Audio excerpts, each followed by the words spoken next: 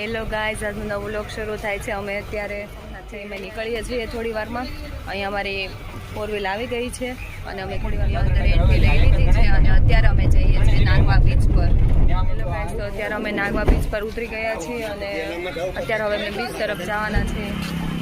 અત્યારે અમે નાગવા બીચ પર પહોંચી ગયા છીએ અને અત્યારે બહુ તડકો છે. અહીંયા 9 જ વાગ્યા છે પણ તોય વધારે પડતો તડકો અહીંયા લાગે છે અમને. પણ અહીંયા વ્યૂ બહુ મસ્ત છે. હું તમને કંઈ ઘણું વધારે છે. અમે તો એ સાઈડ પર આવ્યા છીએ. આમ દૂર વધારે પડતું પબ્લિક દેખાય છે.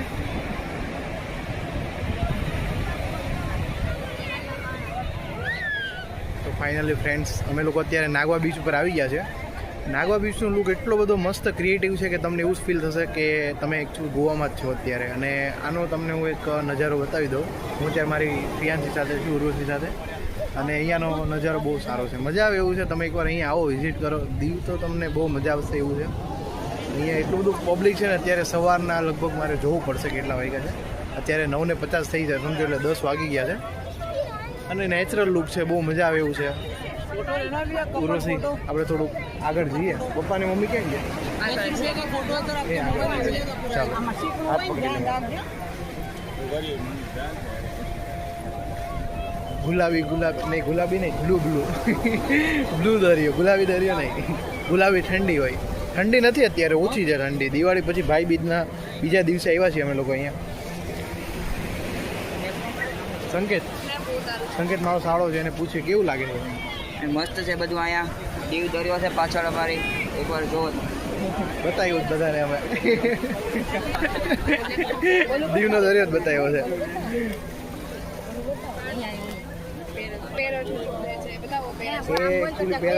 આપણે અહીંયાથી ગોવામાં જેવું કરાવે છે એવું અહીંયા પણ દીવમાં પણ થાય છે.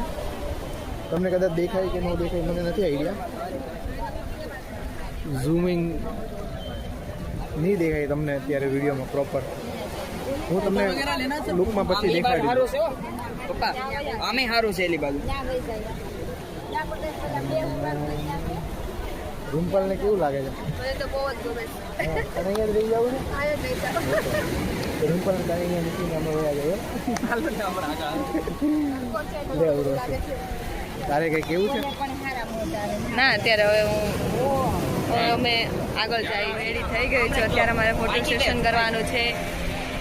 ગાઈસ, અત્યારે અમે બે અમારું ફોટોશૂટ જે કરવાનું હતું એ કરી નાખ્યું છે અને હવે વિડીયો અમે તમારી સાથે શેર કરશું નાગવા બીચનો. અને આ જો મારા ફોટા શૂટ કરાવે ને એમને પૈસા આપી અને ફોટોસ ક્લિક લઈ લીધા છે. અત્યારે અમે દીવમાં ગંગેશ્વર મહાદેવના મંદિર પર આવ્યા છીએ. અહીં તમે અહીંયા પબ્લિક ઘણું ખરું જોઈ શકો છો.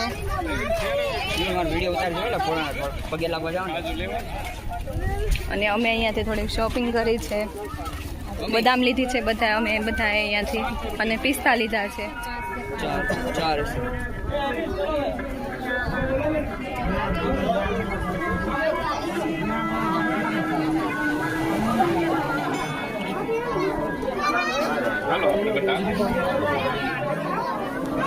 અહીંયાનો વ્યૂ કંઈક આવો છે, તમે જોઈ શકો છો.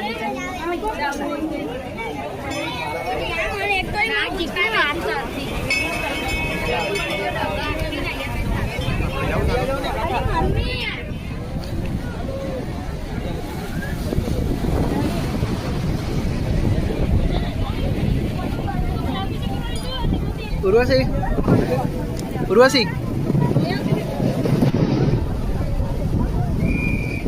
બને છે.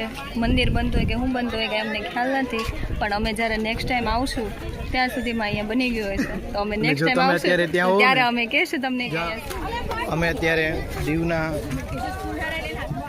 દીવના ગંગેશ્વર મંદિરે આવ્યા છીએ. અને ઉર્વશી કહે છે મને બહુ ભૂખ લાગી છે. તો ઉર્વશી મને કહે કે મને ચટપટી લઈ દો.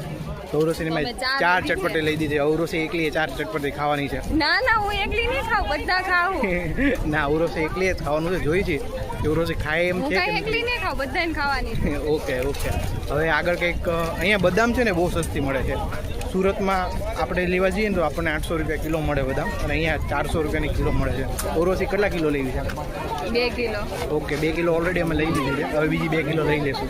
ગાઈસ અત્યારે બહુ તડકો છે ને અત્યારે વાગ્યા છે 11:30 પોણા 12 જેવું થયું છે અને અત્યારે અમે આવ્યા છે આઈસ કુકરી એવું કંઈક નામ કીધું મને નામ બોલતા નથી આવડતું અને અત્યારે અમે ત્યાં જઈ રહ્યા છે લોકેશન તો ખૂબ અહીંથી સારું દેખાય છે હવે જોઈ ના જઈ લોકેશન બતાવી દઉં એકવાર તમે જોઈ લો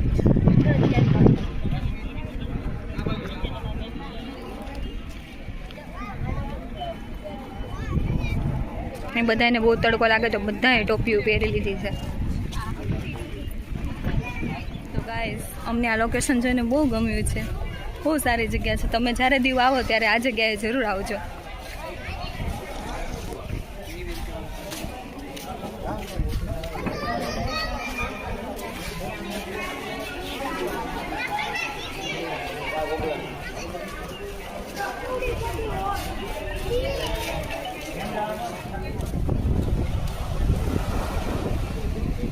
લોકેશન જુઓ તમે એકવાર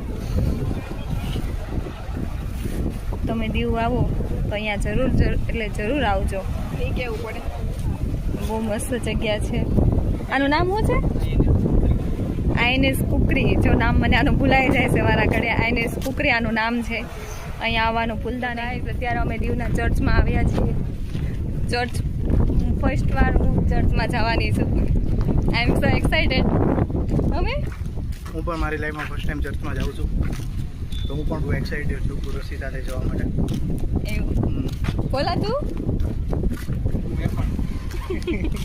તો કાંઈ ના હવે ચર્ચમાં જઈ આવી ચર્ચના દર્શન કરાવી દઉં છું આ બહારથી ચર્ચ હવે અમે બધા અંદર જઈ રહ્યા છીએ તમને દર્શન કરાવી દો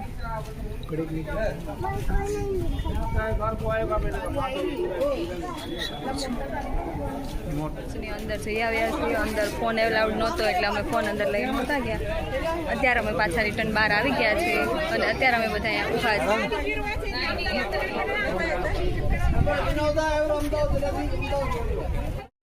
તો ગાઈસ અત્યારે અમે આવ્યા છે દીવ કિલ્લા જોવા માટે અત્યારે બહુ તડકો છે મારે આંખ પણ નથી ખુલતી અને અત્યારે અમે જોવા માટે અત્યારે પબ્લિક બહુ વધારે છે બહુ તો ગાઈસ આ છે દીવનો ફોર્ટ અહીંયા ઉપર વધારે પબ્લિક છે અને અહીંયા તમે જોઈ શકો છો નાના બારી જેવું બધું પડે છે અને અહીંયા થોડુંક રિનોવેશન કામ ચાલતું લાગે છે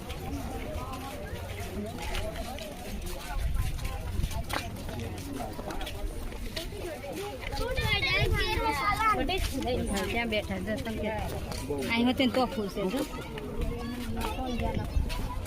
આ ફોટો તમે અહીંયા રિનોવેશન ચાલે છે એટલે અહીંયા રેતીને એવું બધું પડ્યું છે ભાવિન બહુ કાળા થઈ ગયા છે અહીંયા કોઈને ચાલવામાં પ્રોબ્લેમ હોય થાકી ગયા હોય તો અહીંયામાં બેસી અને કિલ્લો જોઈ શકે છે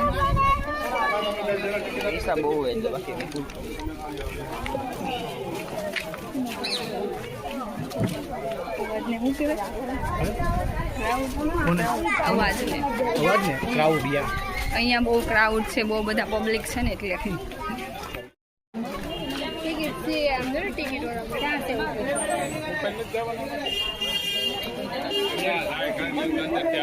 અહીંયા ચઢાણ છે અને ચડીને અમે અહીંયા આવ્યા છે ઉપર અહીંયા ટોપું છે વધારે પડતી તોપ છે અને અહીંયા છે અને અહીંયાનો વ્યૂ એમ સારો છે હવે અહીંયા અમે થોડો ફોટોશૂટ કરશું ઉર્વશી તો આપણે અત્યારે ક્યાં છીએ અંદર આપણે દીવ ફોર્ટમાં છીએ ઓકે તો દીવ ફોર્ટમાં કેવું ફીલ થાય તને હા કેવું ફીલ થાય છે કેવું ફીલ તડકો બહુ લાગે છે બીજું કાંઈ થાય હું નહીં તો આ ફોર્ટમાં બહુ મજા આવે છે પણ તડકો આજે થોડો વધારે લાગે છે ને વધારે છે થોડો તડકો થોડો વધારે છે ગાઈસ તો જો તમે આવો ને તો આ મારી જેમ ટોપીની સુવિધા કરીને આવજો નકર તમે ઉર્વશીની જેમ સ્કાર્ફ બાંધવો પડશે પછી અમે ફોર્ટમાં હવે અહીંયા અંદર જઈએ છીએ આગળ હવે આગળનો સીન અમને કંઈક સારો દેખાય છે બાકી અમે તડકે તો હાવ કાળા ને જેવા થઈ ગયા બધા અત્યારે દીવના સૌથી ટોચ ઉપર આવી ગયા છીએ અહીંયા વ્યૂ બહુ મસ્ત છે, બધા ફોટો સેશન કરાવે છે. આ તમે જોવો છો આ દીવા દાંડી છે. અહીંયા બધા પબ્લિક છે, બધા બહુ ફોટોશૂટ કરે છે બધા. અમારે પણ અહીંયા ફોટોશૂટ ચાલુ છે.